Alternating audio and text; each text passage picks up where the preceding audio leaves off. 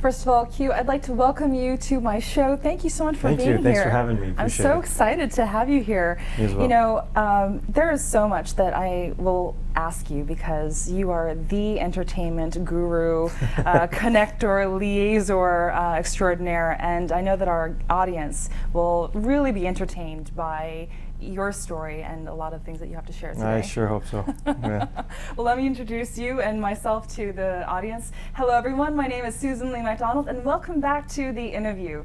I am super psyched to have Q Lee on our show today. You're going to have a real treat in store for you because we are going to find out all about Hollywood and the Korean entertainment industry through none other than Q Lee. Q Lee, a Hallyu content producer, known widely for his connections in the Korean and US entertainment industries. Q Lee played a pivotal role in bringing Psy and his sensational Gangnam Style to the States. He began his career at Sony Pictures as an assistant and then a marketer and distributor. And after watching the inspiring movie Taegukgi in 2004, he took on his first project taking a Korean movie abroad. Since then, he has been a behind-the-scenes force in Hallyu, helping top stars break into the American market. He is currently a producer for the girl group Blush, praised as the Spice Girls of Asia, and continues to be an important presence in the film, music, and sound industries, as well as in the development of Hallyu. Q Lee, a person who helps lead the way in new collaborations between the US and Korean entertainment industries. Join me, Susan Lee MacDonald, and hear about his experiences and insights on this week's The Interview.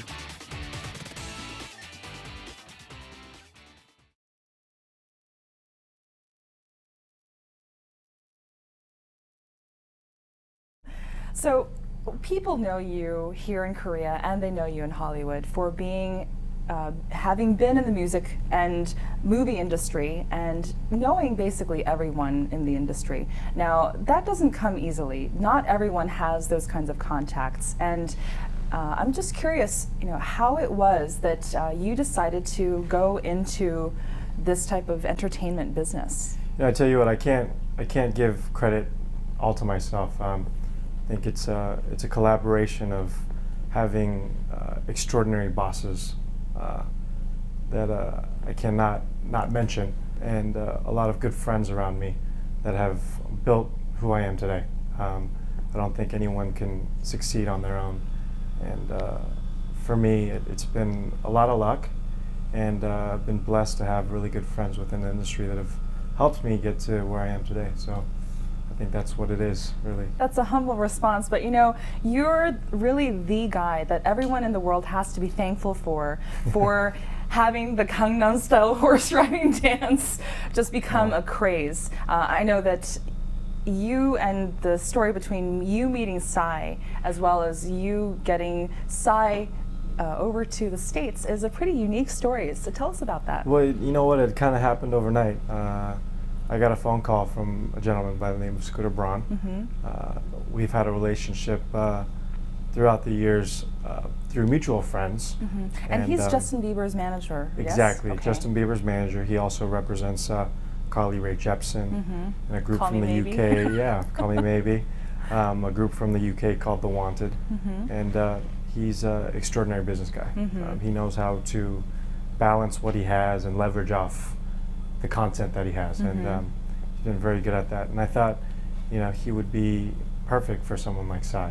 How it happened was he watched the video, yes, just by chance, and he recognized that Psy was Korean, and he called me one day, late July, I and he that goes. was about 2 weeks after the release of the music video, right? Right. Yeah. July 15th was the release of the video on mm-hmm. YouTube, and a couple weeks later he watched it online.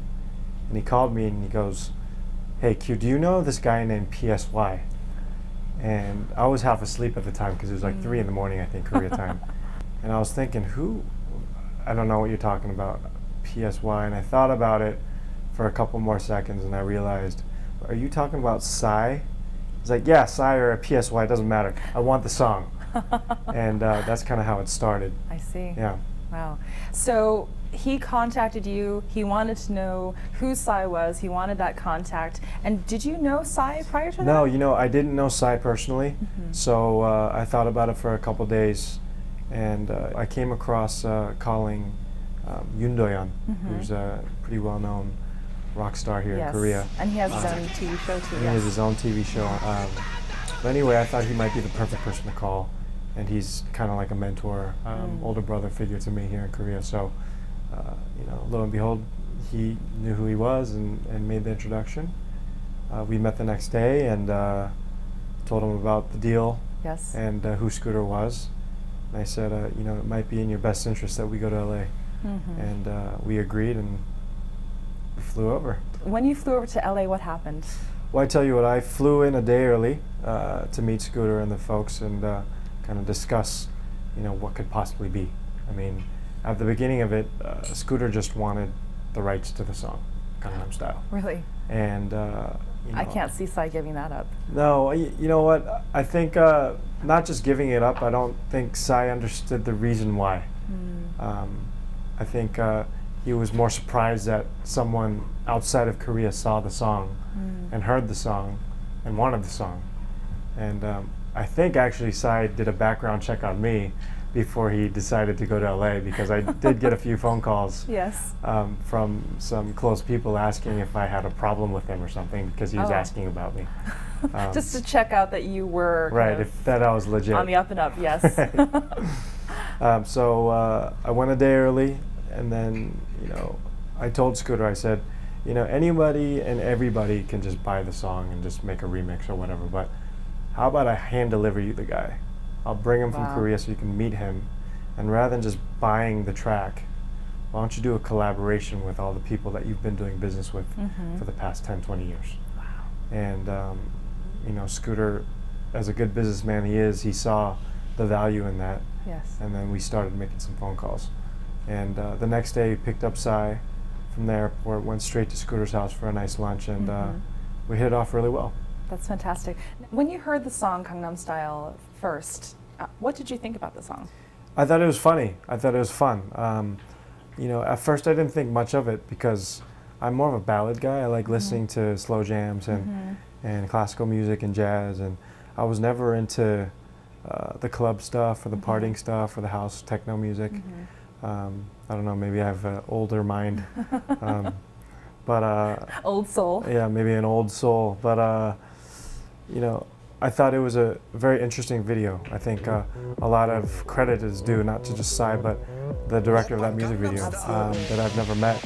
But the guy's a genius. I mean, I think with Psy's talent and his music genius, it also has a lot to do with the choreographer of the video, the choreographer of the dance, the way that the video is made via the creativeness of the director. I think without that, it wouldn't be where it is today. So, you know, I would applaud those people that were involved. Absolutely.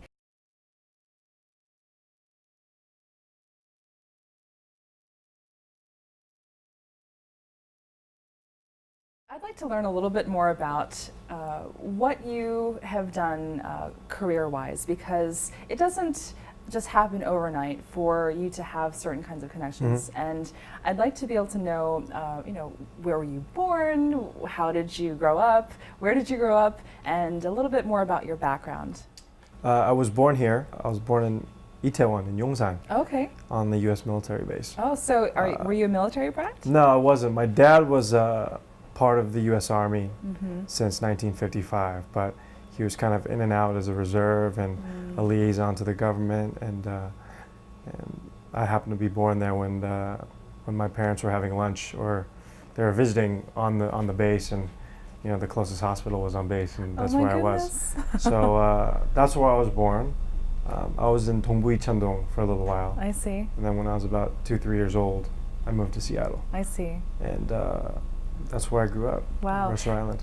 One of the things that I think is interesting is that after going to UW, you decided to go to Los Angeles to work in Right. the entertainment industry. Right. And I remember during our pre-interview yesterday, you had two separate kinds of stories about Right. your beginning. Now, Right. would you be willing to share both stories? I can share both stories. Okay. Well, the first story is when I was as soon as I graduated in college, I took a couple months off, and I had to look for a job. And I decided that I would try LA out because I've been in isolated in Seattle all my life, and I lived a very quiet life, and I wanted to see what was out there. So I visited down in sometime around March of 2001. I visited LA to go see a friend, and in the process, I printed out about 300 resumes to start dishing off to all the various companies that I've always wanted to possibly work with.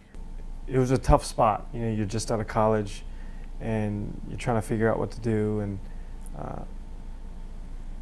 you just try to take what you can get at that time. You know, anything entry level as an assistant or in the mailroom, something to get your foot in the door so that you can build something for yourself. I think was important back then, and even today. I mean, that's how most people start their careers.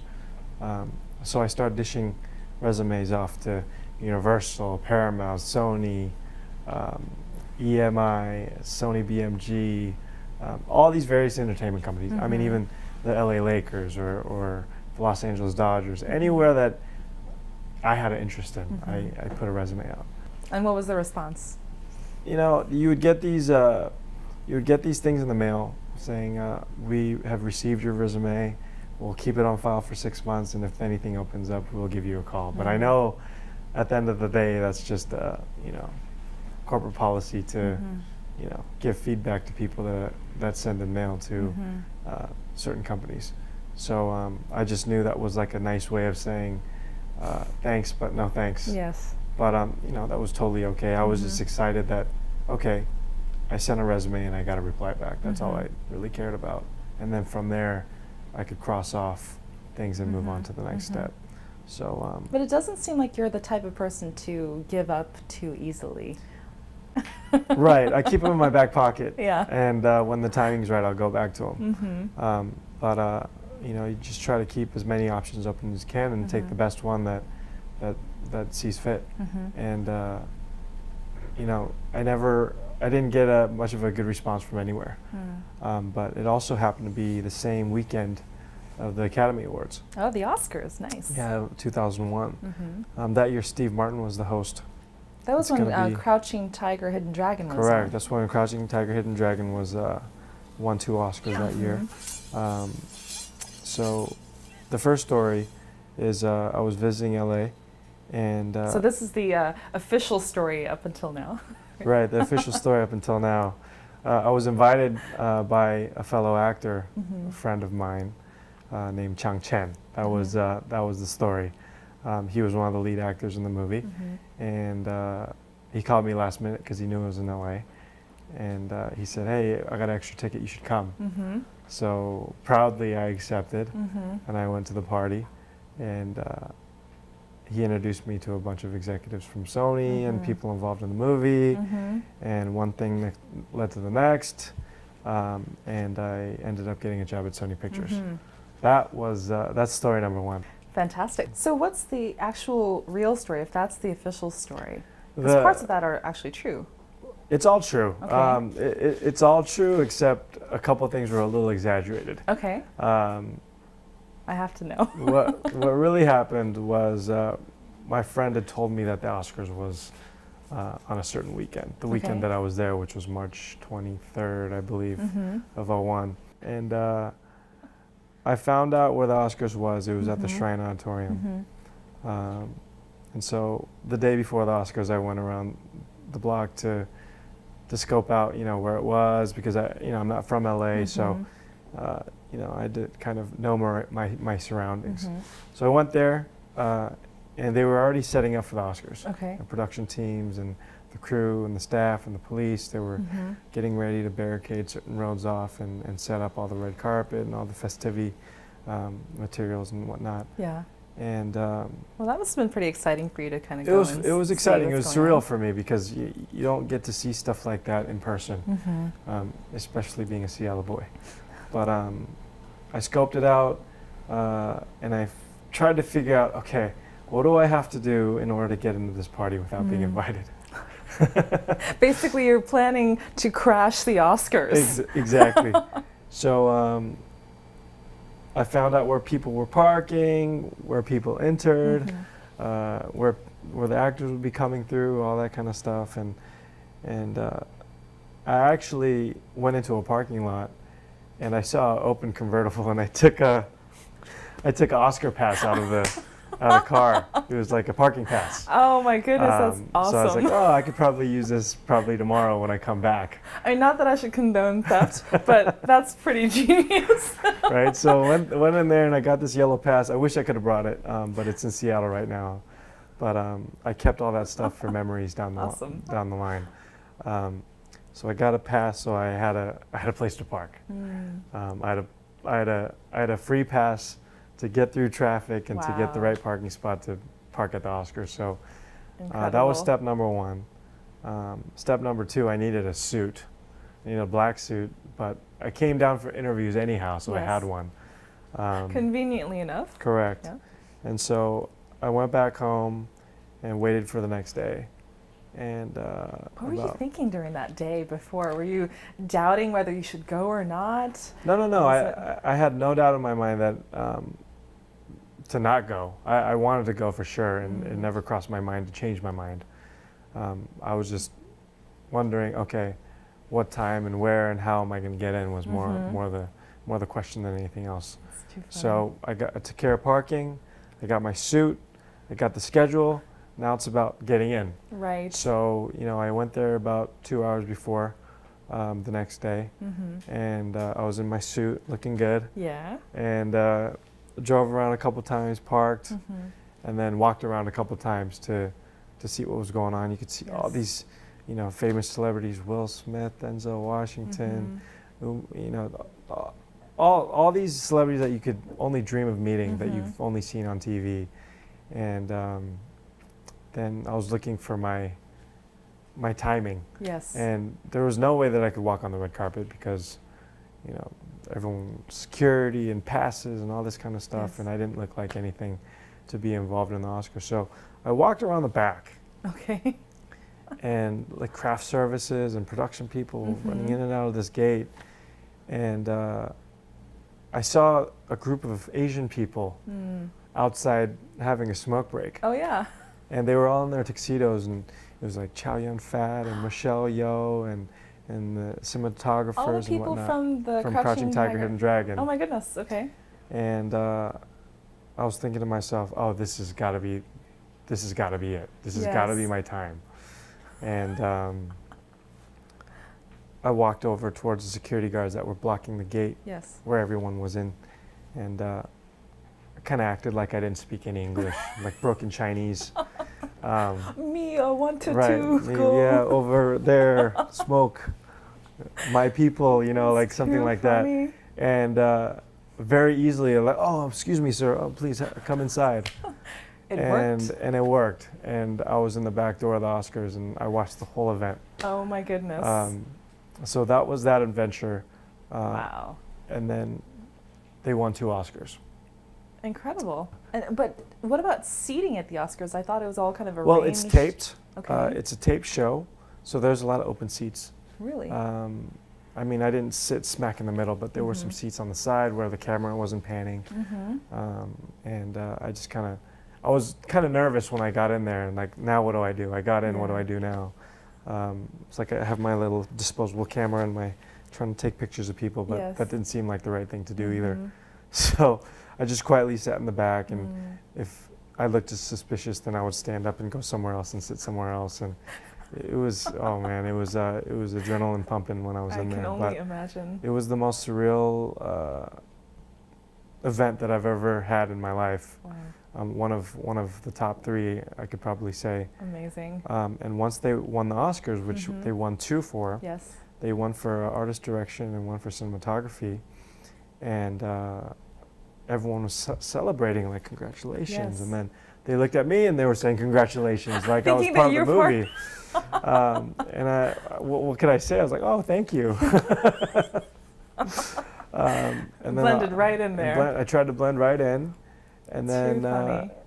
and then they're like, hey, where's the party at? And everyone's wondering where the party is, and someone blurted out, it's at Crustacean in Beverly Hills. It's like, oh, are you coming? I'm like, oh, of course I'm coming. I'll see you there. And that's where I went. Did you know where this place was? Had you been there before? No, I didn't know where it was, so I just started asking people. I just drove towards Beverly Hills. But you know, it was a collaboration of kind of using my head and waiting for the right timing. Yes. And a lot of luck involved that made that possible. And then getting into Crustacean, I imagine, must have been Going another into thing, Crustacean, too. I thought would be another obstacle, but you know, I had to go to the bathroom pretty bad at the time. You know, I was holding it for quite a bit, and I asked the security guard at the front, "Where's the bathroom?" And he just let me right in. He said, "Oh, the bathroom's right around the back to your right." Nice. And it's like, perfect, thank you so much. Oh, well, enjoy your evening, sir. I was like, oh, I definitely will, thank you, you too. So everyone's thinking that you're part of the Crouching Tiger. Right, like crew member or like small role as an actor, I don't know what they were thinking, but Yes. everyone was so happy and excited. I think they all just kind of accepted me with open arms at the event. And you know, when everyone's drinking, having a good time, everyone's buddy, and without knowing who anyone is, just you know, without any kind of idea who anyone is, you Yes. just say hello very easily Yes. and become friends at that moment, because it's such a good, you know, it's a great gathering Yeah. for an exciting It's win. not like they lost. They actually No, won no, 2 no, Oscars. exactly. Everyone's excited. So and no one high. cared who was. It was just, hey, nice to meet you. What's going on? Let's party. Yeah. No, that's all it was. And one thing that led to the next, and I started getting introduced to people. Let's say you and I met just 5 minutes ago, and Yes. there's someone next to us. Oh, this is my good friend Susan, and just all of a sudden people mesh. Yes. That was what the situation was at that party, Nice. and that's how I met the Sony executive. And I think at the beginning he might have paid a little bit more attention to me, because he may have thought that I was associated or a good friend or a family of someone from the movie. So maybe he might have, you know, paid a little bit more attention. But Yeah. at the end of the day, I was just some kid on the street that crashed the party. So from that time, you contacted the Sony executive, every day or very often to? 3-4 times a week. Yes. You know, I went back to Seattle the following week because I just came to visit, and I just kept calling. This is Q. We met at the party. Remember? You said I could come visit. When can I come visit? I want a job. I don't want a 6-month letter saying you'll check my resume and you'll send it back. Yes. I've been through that. Let's just pass over that, and why don't you just find me a job there? Wow. You know, just all kinds of different responses that I gave him, and finally he gave in, and he met me, introduced me to HR, and they had 2 options for me. Rather I work in IT or I work in post-production, and I took the post-production job. Wow. So starting as someone working in post-production in Sony, what was your career at Sony like? Well, you know what? Sony Pictures is like, it's still my second home. I mean, I'm not an affiliated employee of there anymore, but that's where I grew up. It was my second life out of living at home and being a student. You know, Sony was like grad school almost for me. I started in, it's somewhat post-production, but it's more creative advertising, creative marketing. Okay. And it was a trailer department. So we cut trailers, Oh, nice. and we shipped trailers to movie theaters to show for the previews before movies. Oh, fun. So then working on trailers, marketing, then how long did you do that before you moved on to your next gig? I worked for a gentleman by the name of Arthur Shapiro for about 1.5 years. And he's one of those bosses where he's not a dead-end boss. He's a boss where he likes to groom his assistant or people that work for him. And he knew for some reason that I didn't want to be a lifetime assistant. I think he kind of saw the potential of where I could possibly go in a career in Hollywood. And he took me aside one day and he told me, "Hey Q, this job is a dead-end job. This job is not going to take you anywhere. I think you're bigger than this and you should move on." Wow. And at first I thought he was just trying to fire me because he didn't need me anymore. But did that make you nervous? it made me a little nervous because, I was still only 22, 23 at the time.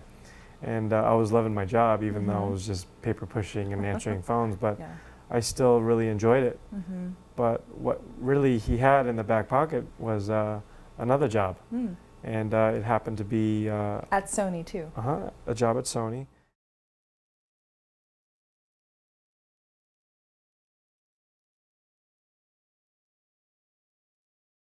What really he had in the back pocket was another job.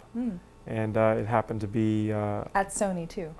A job at Sony as one of the second assistants of the chairman of the company, who happens to be a gentleman by the name of Jeff Blake. Wow, that's a huge step up. Right, and he had heard in a meeting that he was in that Jeff needed a new assistant, and he thought I would be the perfect person for the job. And one thing that the next, and a week after, I was already working for the chairman of the studio. So you worked with Jeff Blake for how long after that? I worked for Jeff Blake for 4.5, 5 years. Okay. And I think I hit it off with him pretty good. You know, and how is that possible? I mean, all the bosses, you're younger, he's so much older and experienced. All the bosses that I've had have been,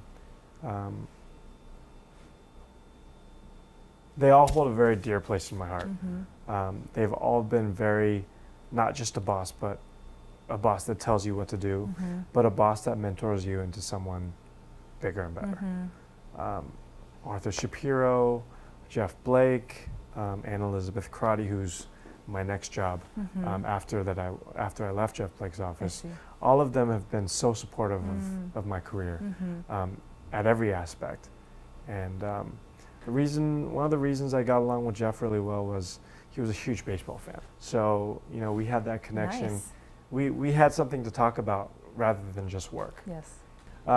So being at Sony, having those bosses as my mentors was a huge part of my life. You know, I still keep in contact with all three of them, you know, on a monthly basis, even today. Nice. And I find ways to create synergy and build businesses around them as well. So Sony, 10 years of Sony was a huge impact in my life. And once you left Jeff Blake's office, then you went on to work with Elizabeth? I ended up working with Anne Elizabeth Crotty. Okay. She's a senior vice president in a division of marketing that does in-theater marketing. Yeah. And so were you working mainly in the U.S. or did you do stuff elsewhere too? Now, this position was actually kind of created since we didn't have any eyes on the home office side. It was more just interaction and trafficking and communication between the U.S. and various countries we were working with. You know, Jeff and Anne Elizabeth had discussed, hey, why don't we just have an international department and have Q head that. Nice. And so... And at a young age too. At a young age, I was late what, 20s? 26, wow. 27. And what the job was to travel all around the world to visit theaters. Tough job. It was tough. It was a lot of airtime. Yes. A lot of jet lag. Yeah. I didn't know what time it was. I didn't know what time zone it was. Well, given that you were so young doing that type of work, I don't think that your bosses would have given you that type of responsibility or that responsibility to anyone who they didn't think was capable. So it wasn't because you're just a nice guy. You obviously performed well enough for them that they thought that they could trust you with that. So how does it feel to feel trusted by these kind of giants in the industry? It's definitely an honor. I think it benefited to actually me being an assistant to them, to showing them how I organize myself and how I organize their schedule and how I put out fires or how I collaborate with other people and treat other people. I think they saw something like that and they believed that I might be good at dealing with other cultures and other personalities and make sure everyone's on the same page and achieve a common goal that we're all trying to do. So maybe it was that, or maybe they you know, we're just trying to get rid of me. I don't know. but I don't think that's it worked the case. out. It worked out to everyone's benefit, Mm-hmm. and it was definitely for me an exciting experience. That's fantastic. So doing a lot of that traveling, I imagine that you traveled to Korea a number of times. Sure. Had you been interested at all in Korean movies? Had you been interested in maybe somehow bringing Korean movies Definitely. to the West? 2004 was the first time that I was introduced to a Korean film. Which one was that? I watched a movie called The Brotherhood of War, Taegukgi, 휘날리며. That was a beautiful movie. It was directed by director Kang Jae-gyu, Yes. and I was very moved by the movie. What was it that moved you about that movie? It was very, not only the quality was amazing, just the story and the way that Jang Dong-gun and Won Bin were interacting, and the story itself was, it was moving, it was emotional. It was sad and it was triumphant. It was a movie that had every element that you could possibly want in a movie. And I took that film back with me to the back to the States, like in my mind. Since at the time I was Jeff's assistant, I wrote him a small little email, and then I talked to him in person. I said, hey, I just sent you an email, but I wanted to talk to you about it as well. There's this movie that I saw called Taegukgi. It was amazing, and I found out about it. It only cost $14 million to make. It's a very Saving Private Ryan-esque movie at like a tenth of the cost. Wow. How did they do it? I mean, is there any way that we can, you know, re-release it or do DVD distribution? You know, create some kind of awareness, because Yes. it would be such a waste to let this movie go without being noticed outside, just in Korea. It deserves to have some kind of worldwide recognition. Yes. And you know, he said, well, let's take a look at it. And then he dished it off to some executives over that acquire movies, and they ended up picking it up. Wow. This is a shopping mall within Gimpo Airport. The fifth installment of the popular Marrying the Mafia series is being filmed here. We see actors Chung Jun-ho and Kim Min-jung moving according to the director's instructions. Everyone is focused on the shoot, and Q slips in. He stands and watches the shoot without a word. What brings him to the set at this hour? Coming to these kind of sets, I learn how the Korean crew operates. So if I can adjust to that and learn how they operate, I think it's a big advantage for me when I start doing my own projects. During break time, Q joins in on a conversation between producer Jung Tae-won and the actors. He finds a few moments to talk with Chung about upcoming movie projects. 양쪽 시장을 충분히 이해하고 있고 또 그들이 무엇을 우리한테서 원하는지 또 우리가 무엇이 필요한지 정확히 알고 있기 때문에 제가 만나는 사람들한테 그런 쪽 얘기를 하면은 제가 적극 추천을 하고 있어요. Q's schedule is usually packed down to the last minute. But whenever he finds extra time, he makes sure to drop by shoots like these to talk to the staff and learn more about Korea's movie-making process. You know, I think Hollywood can learn a lot from Korea, and Korea can learn a lot from Hollywood. And I think if you know, producers and actors and filmmakers can find a balance between how Koreans do business and how Americans do business, I think we can become a very huge global leader in entertainment. Let's talk about your work now. So you work with a company called STA. You also work with a international girl group. It's like the Asian version of the Spice Girls. Yes, it's called Right, Blush. Blush. Great lineup of girls there from different countries. So you're doing a lot of kind of contents production. Is that right? Right. My main job is producing film. That's my dream job. That's what I continue to want to do and am doing now. So you have a few movie scripts that you guys are working on? Right, I'm working on 2 scripts right now. We're in the script process, so there isn't really much I can talk about at this time. But I'm working on 2 projects. on the film side. I have my girl group Blush, and I also have a company called STA, which stands for Sonic Tier Audio. Okay, and what is that? Sonic Tier Audio, in simple terms, is like Dolby. You've heard of Dolby, right? Yes, You can just the stereo system. Exactly. Think of it as a Korean-made Dolby. But better? I wouldn't say better, but different. Okay. Different. How is it different? Our speakers are 30.2 and 14.2 channel speakers. Okay. So that means we have anywhere between, 15 to 70 speakers in one movie theater. Oh my goodness, that's a lot. And As opposed to what's a normal theater? Dolby speakers are 5.1 channel, and I think some have 7.1 and whatnot. But we have a system where we call it moving objects. Okay. So we can kind of throw sound in any direction, coordinate sound from where dialogue or sound effects are coming from Interesting. when you're watching on the screen. Wow. And you guys are kind of fully patented with this technology? Right, and we're worldwide patented. Interesting. Our CEO of our company, since 2006, registered for or applied for 36 different patents, and 17 of them he has today. And Nice. we've put those technologies into our system, so it's unique from other systems. On October 12th, there was a special event for sports fans in the plaza in front of Seoul City Hall. It was the 2012 NBA 3x Korea Street Basketball Competition. Participants of all ages were bringing their best game to the courts. When we spotted an unexpected face in the crowd, content producer Kyu Lee, a leader in the globalization of Hallyu. What is he doing at a basketball game?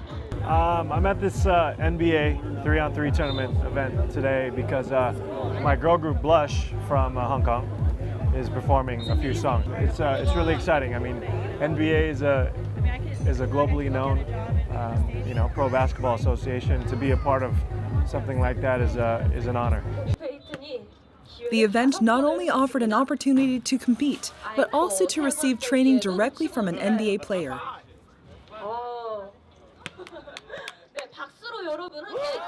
We're in here for the NBA 3x 3-on-3 tournament to build a little bit more of the things out here for Korea. We want the basketball to get a little bit more skill. Hopefully that some kids or players can go over to the United States and have a future in the NBA. So we're all here just to help. With each passing minute, the excitement grows in the plaza. Passers-by stop to enjoy the dynamic performances. Back in the old days, and we hadn't seen each other in a long time, so we came back in and rekindled with each other. With each passing minute, the excitement grows in the plaza. Passers-by stop to enjoy the dynamic performances. It's a festival for all, even those who aren't familiar with basketball. To one side of the event, we ran into girl group Blush, waiting for their turn on stage. Hi, we're Blush. Keep blushing. They seem to be a little jittery before their performance. Blush is a group that was personally produced and is being promoted by Q. 부모님 앞에서 처음이라가지고 겁이 난대요 지금. 네, 처음이에요. Stand by, let's go.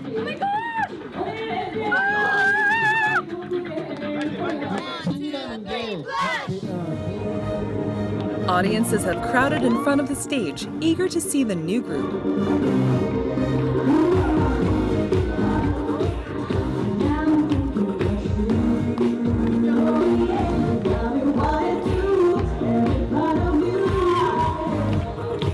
And finally, Blush has taken the stage. They grab everyone's attention with powerful choreography from the start.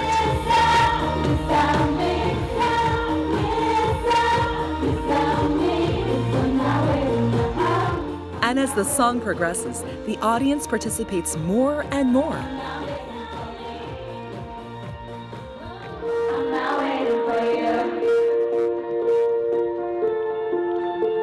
The fun and bubbly performance is over, and Blush is a success. 라이브로 방금 한 거 맞죠? 라이브로 잘하는 거 같다고.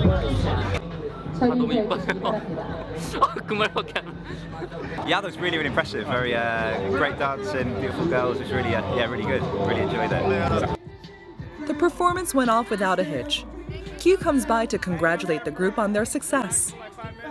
It was really fun. The Korean crowd were clapping along and cheering along. They gave us so much energy.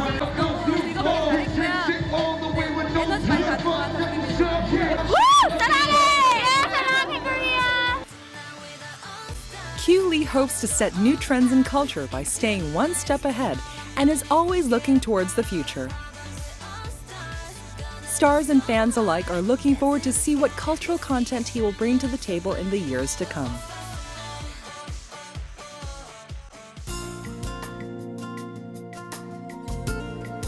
I think that's a very simple question with a very simple answer. Make as many friends as you can. Make genuine relationships. It can take you to the horizons. You have friends from different cultures and different languages and different societies, and you learn how to adapt and become friends genuinely with those people. It's going to bring you a lot of wealth, not monetarily, but wealth as far as your wisdom and the gift of friendship, and that takes you a long ways. It's more than half the battle. I think it's 80% of the battle.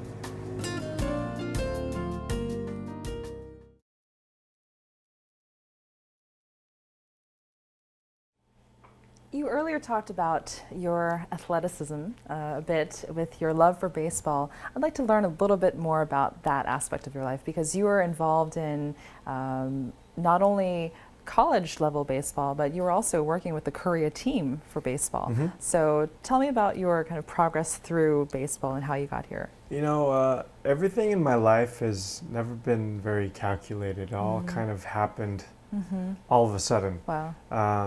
So the baseball thing, you know, baseball is like my first love. I love baseball, and it'll never leave me. As my baseball experience broadened and my network broadened, a lot of the players and people affiliated with Major League Baseball that I had grown up with since I was a kid would tell me about Korean players that came to play in the United States. And one of the first players that ever came into the U.S. was Channel Park. Yes. And through him, my network grew. And as more players started to come from Korea, I was always in Seattle greeting them. Shin-Soo Chu, who plays for the Cleveland Indians now, Yes. was also a Seattle Mariners prospect at the time when I had just graduated from college. And I was also introduced to him when he first got drafted to the Mariners. Nice.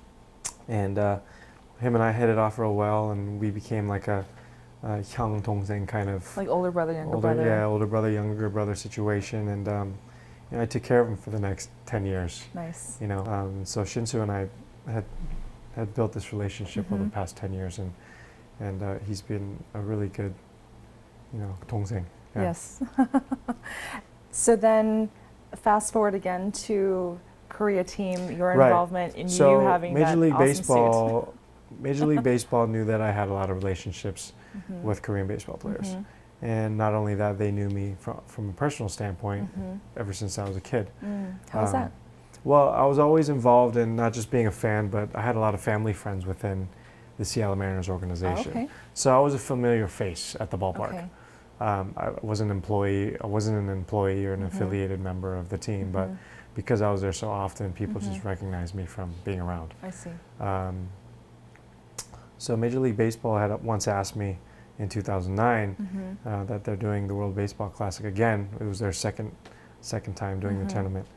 And Shin-Soo, who was also pending to, you know, discussing to join the Korean national team, had a little issue because he wasn't physically 100%. I see. You know, he had a sore arm, and the Cleveland Indians were a little bit worried about him playing, but the KBO wanted him to play. The KBO is the Korean Baseball Organization. They want him to play. So it was kind of a tug-of-war pressure match between who's going to get him and who's not. So MLB had called me and asked me if I could kind of be in the middle and come along and help Shinsu so he doesn't feel so burdened. Because I knew the KBO well and I knew MLB well, maybe I could be like a cushion between the two to create a stronger alliance. So pretty much were was you what it was. there as a liaison between the MLB and the KBO? Were you there as just Shinsu's friend? Were you there as a translator only? Well, they contract me as liaison, so the main reason was to help Shinsu. I see. So not only was I there to just take care of him, but I threw him a little BP.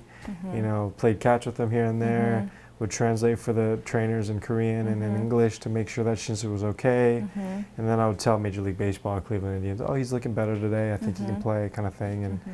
And that was kind of my job. But then it ended up being the translator for the manager of the team, and then the translator to the players of the team, taking care of the reporters that weren't taken care of when they need to get into the ballpark. Yes.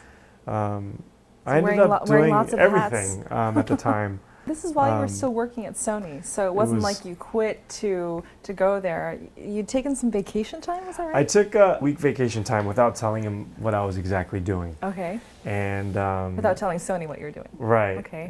Because vacation's vacation, I can do whatever I want with it. But the vacation started getting extended little by little by little because I didn't think we would get to the finals. But we kept winning and winning and winning, and I was like, oh man, what am I going to do? I got to go back to work. How did that go over? Well, a day passed and it was fine, but the next day it was a game versus Mexico. Yes. Korea versus Mexico. And Orr Hershiser asked me if I could do a quick interview on TV. But I didn't realize that it was going to be national TV. We really appreciate Kyu Lee joining us here. He is the Team South Korea liaison. Exactly what's involved in that job, Kyu? It's ever changing every day. I wake up in the morning and I get a phone call, and I might be in the game in the 6th inning. Who knows? I don't think they could make a difference if I put on a uniform or not. Give us some insight to the culture and the way the guys act at the hotel and back in the locker room. What's it like in a Korean locker room? It's pretty laid back, just like the Major League Baseball. It's a little more quiet. Culturally, when elders are around, they're very respectful to the elders, so they're very quiet. And I forgot the fact that it was going to be ESPN. And everyone will be watching Long that. story short, my boss caught me on TV and he's like, what are you doing in San Diego? I thought you would be in the office. What the heck are you doing down there? Wow. And practically I got caught. And I thought he was going to fire me, but it was more like, I can't believe you didn't tell me that you were going to go to the World Baseball Classic. You should have told me from the beginning. I would have told you to go. Because he's a huge supporter of baseball, right? Take all the time you need. Come back whenever you want, kind of thing. And nice. And I was like, wow. What a relief. Right. It was a huge relief. And then I went back to work again. You must have felt great relief. It was a huge weight off my shoulders. It definitely was, yeah. So then you went back to Sony, but there's some great photos of you in the Korean team uniform, and that experience must have been pretty incredible for you. Definitely, it was extremely surreal and mind-boggling, and had the shivers going through my bones. Definitely, I wasn't a player on the team, but to be able to have an actual uniform, to have the Taegukgi on my chest. I felt like I was actually playing for Korea, even though I wasn't. I was, and it was definitely an honor. To be a part of an Olympic-esque event, where countries are competing against each other to, achieve a common goal. It was definitely exciting. There's so much more that I think that a lot of our audience members would probably want to hear from you, and I think that we still have probably a lot more to be able to talk about, but unfortunately because of time we might have to kind of end soon. But one thing I'd like to be able to say is that how amazing is it that your life thus far has been about teamwork. You seem like a very hands-on kind of guy. You're not just about you, but you're about making everyone look good and work good together, and that this has been your life thus far. I can only imagine what the future holds for you, because you are the kind of guy that everyone wants on their team. Sony wanted you on their team. Blush wants you on their team. Psy wants you on his team. The Korean Baseball League and the NBL want you on their team. So it's not a surprise to me to hear that you've done so well thus far. So I can only wish you all the best. Thank you. And I hope to maybe someday be on your team as well. Anytime. You're on the INNERview team, so you've got that, one thing there. So thank you again for sharing your amazing stories. No, thank you. I appreciate that you see it like that. I take a lot of pride in trying to make, things into that kind of situation, and giving credit where credit's due. And I think if you give credit where credit's due, people are going to work that much harder to help each other out. And that's what creates excitement and synergy, and that's what I'm all about. Absolutely. Well, thank you again for joining our program. Thank you so much. Amazing Appreciate to have it. you here. Thank you again.